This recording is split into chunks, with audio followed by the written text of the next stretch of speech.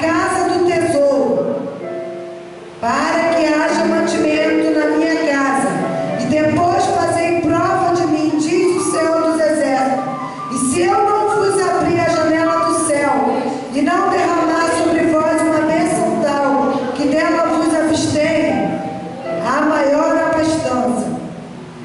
E por causa de vós repreenderei o devorador. O Senhor ele vai repreender o devorador da vida de cada um de nós.